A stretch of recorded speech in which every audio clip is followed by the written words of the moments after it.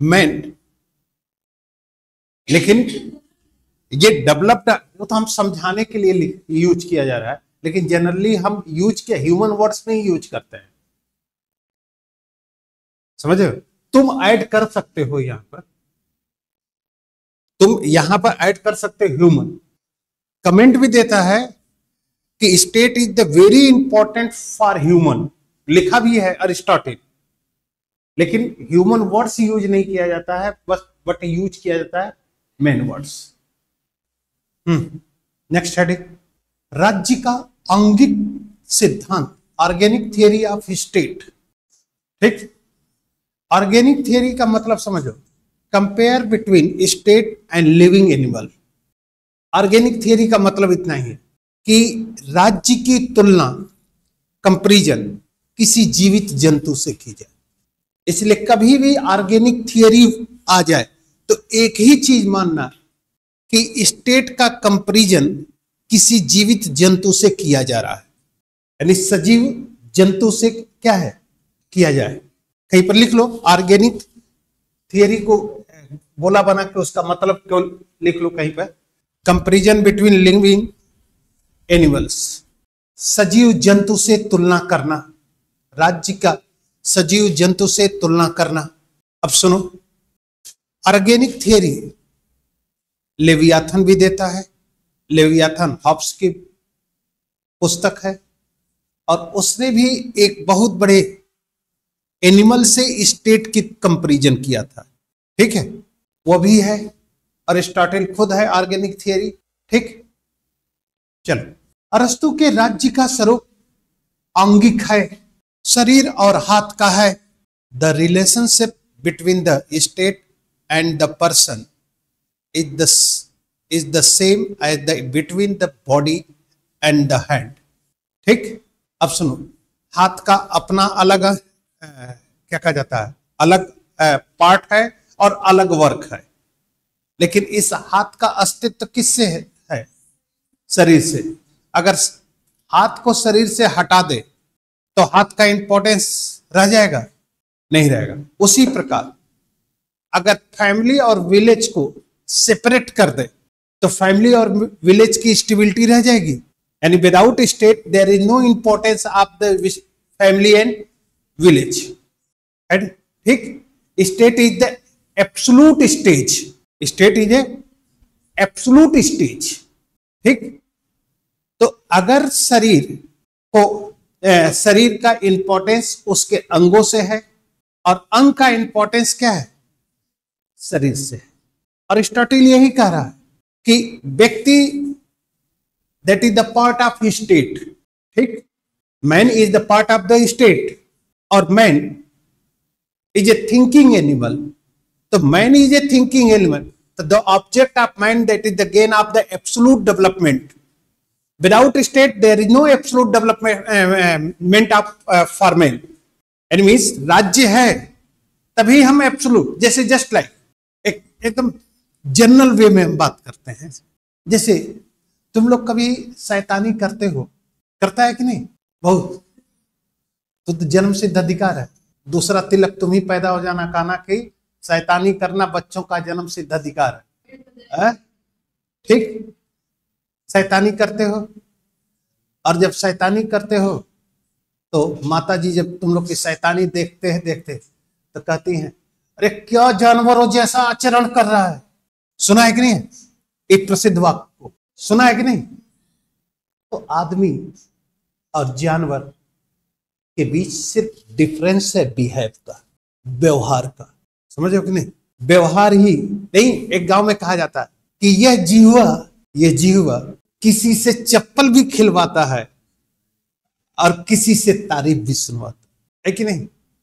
वही चीज यहाँ कि मनुष्य का व्यवहार ही आपको सभ्य बनाता है और मनुष्य का व्यवहार ही आपको असभ्य बनाता है। अरस्तु न तो देवता है न दानव, बल्कि पॉलिटिकल थिंकर है। कुछ नहीं, वह एक विचार दे रहा है, आइडियल चीज। देवता का मतलब आइडियल चीज रख दिया, उसका भी ऑब्जेक्ट है उस देवता बनने का। समझ रहे हो? उसका भी पर्पस था, ऐसा नहीं था कि उसका पर्पस नहीं रहा होगा, उसका भी पर्पस रहा होगा। वो भी चाहता है, क्योंकि वो भी एक ह्यूमन बीइंग पर्सन है, और ह्यूमन बीइंग पर्सन होने का मतलब कि उसमें भी थिंकिंग एनिमल है। समझ रहे हो? नहीं तो हम गलत जवाब कहां दिए? अब अगर फिलोसफिकल अप्रोच से देखें तो दानव था, अगर दानव नहीं होता तो इस पृथ्वी पर आता ही क्यों? तो उस समय राज्य था, बट सिटी स्टेट थी उस समय। City state is the primary stage of the state.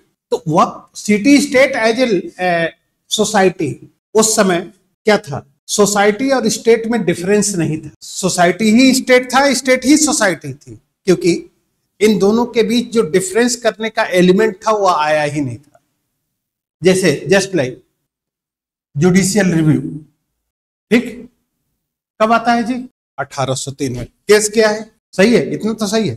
Martial तो जज था, मार्शल तो जज था, इतना तो सही है, यहां तक तो सही है। केस क्या है? मार्बरी वर्सेस बेडिसन, मार्बरी वर्सेज क्या कहा जाता है वो बिहार का, ठीक, और जस्टिस थे मार्शल, ठीक। यूएस कॉन्स्टिट्यूशन आता है 1775 में, ठीक, प्लस 28 ईयर्स जुडिशियल रिव्यू जुड़ा यूएस कॉन्स्टिट्यूशन, ठीक। और मार्शल का कमेंट है कि एनी रिटेन कॉन्स्टिट्यूशन डायरेक्ट या indirect that is the supporting of the judicial review theory. Clear? हाँ, उसमें मेंशन है या नहीं, प्रत्यक्ष या इनडायरेक्ट, ये कंसेप्ट इंडियन कॉन्स्टिट्यूशन में भी है। Indian constitution there is no direct mention of the judicial review, mention नहीं है, कहीं पर भी मेंशन नहीं, but Supreme Court, Indian constitution is the written constitution and Supreme Court has been gained the judicial review power in the different articles 13, 32, 137 and 226। कहीं पर भी direct mention नहीं है कि जुडिशियल रिव्यू होगा, ठीक।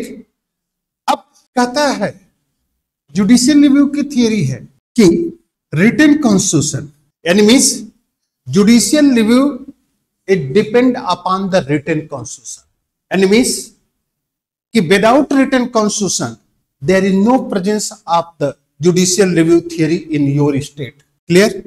अब जिस स्टेट में जिस स्टेट की कॉन्स्टिट्यूशन रिटेन नहीं होगा वहां पर जुडिशियल रिव्यू तो नहीं होगा, ये कंसेप्ट पहले निकल गया, ठीक। अगर क्वेश्चन अगर पूछा जाता है कि क्या ब्रिटेन में जुडिशियल रिव्यू है तो सीधे कहिए कि नहीं है।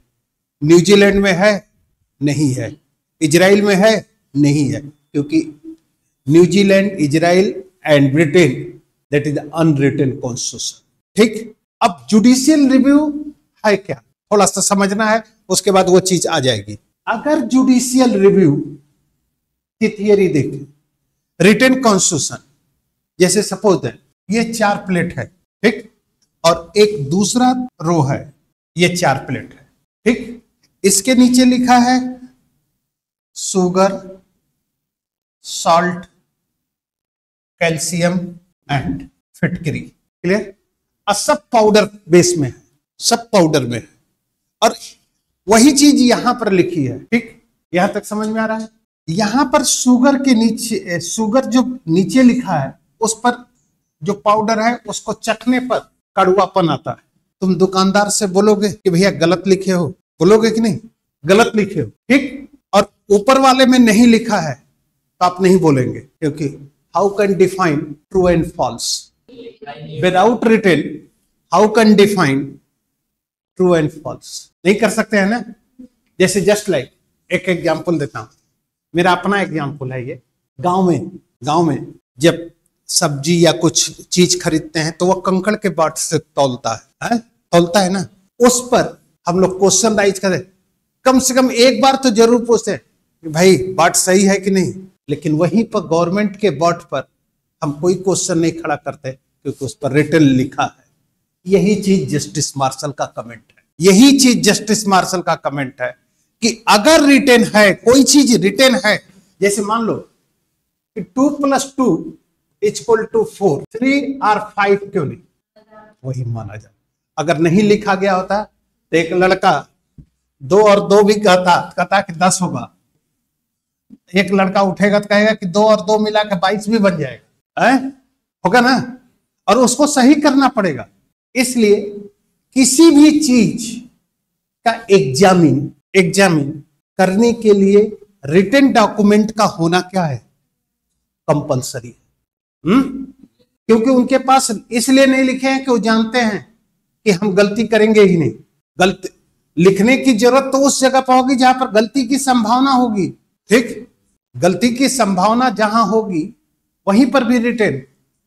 अब यहीं पे एक क्वेश्चन खड़ा हो जाता है कि Indian parliamentary system adopted the British parliamentary system, but there is no adopted of the supremacy of the parliament, but adopted of the supremacy of the constitution. सिर्फ रीजन ये था कि Indian person politically unexperienced person है। अब inexperienced person होने का मतलब क्या है कि 712 to 1947 यानी लगभग 12 ईयर्स एगो तक हमारे ऊपर कौन था? फॉरेनर रूल किए। Indian person there is no participation of the political activities, है कि नहीं? वो पॉलिटिकल एक्टिविटीज में पार्टिसिपेट नहीं कर रहे। और अगर अनएक्सपीरियंस्ड पर्सन को ब्रिटिश पार्लियामेंट के कंपैरिजन या पैरेलल अनलिमिटेड पावर दे दिया जाए तो एक्सप्लॉयटेशन या मिसयूज के चांसेज होंगे कि नहीं? चांसेज हो जाएंगे। इसलिए कॉन्स्टिट्यूएंट असेंबली ने there is no adopted of the supremacy of the parliament but formation of the supremacy of the constitution. हम पार्लियामेंट्री सिस्टम को एडॉप्ट करते हैं और इस बेस पर भी मैंने आपसे कहा भी था कि how can define that is the absence of originality in Indian constitution. Blame लगता है इंडियन कॉन्स्टिट्यूशन पर, एक ब्लेम लगता है कि भारतीय संविधान में ओरिजिनलिटी है ही नहीं, मौलिकता है ही नहीं। Indian constitution is the cut paste copy of the foreign constitution, कैसे मान ले, है कि नहीं? तो इस सिचुएशन में, इस स्थिति में, तो अगर जुडिशियल रिव्यू की थियरी आई तो प्रॉब्लम आई तभी तो। यही चीज अरिस्टोटल के समय था कि प्रॉब्लम आई तभी तो उसने सॉल्यूशन देने का प्रयास किया। वह देवता था या दानव था ये नहीं डिफाइन करना है, हमको डिफाइन करना है कि वो सॉल्यूशन लॉजिकल बेस पर कर रहा है कि नहीं। और दूसरी बात, जब पर्सन को किसी भी पर्सन को अगर किसी इंस्टीट्यूशन या किसी गुड्स या किसी भी वस्तु की नीड्स है तो वह इनकम्प्लीट है। और अगर इनकम्प्लीट है तो उसमें डेवलपमेंट के चांसेज बने हैं। अब डेवलपमेंट के चांसेज सिर्फ इसलिए बने हैं कि man is the naturally thinking animal, यानी मनुष्य प्रकृति से क्या है? एक विवेकशील प्राणी है।